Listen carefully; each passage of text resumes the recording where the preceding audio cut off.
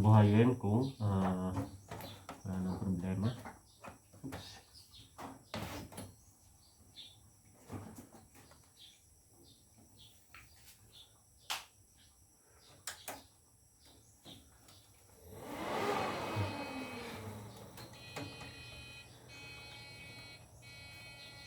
So nagbi-beep, so ayusin ko lang yung memory.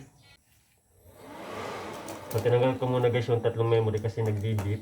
So para ma-check muna natin kung okay na yung power supply niya, okay?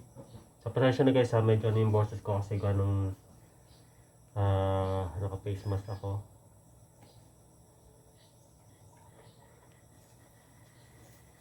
So nabubuhin na. So yun guys. So yun guys, okay na. So na-set up na natin yan. So gumagana na. Yan, okay na. Thank you for watching.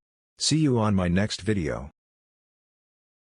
Turn on the notification bell and don't forget to subscribe for more videos.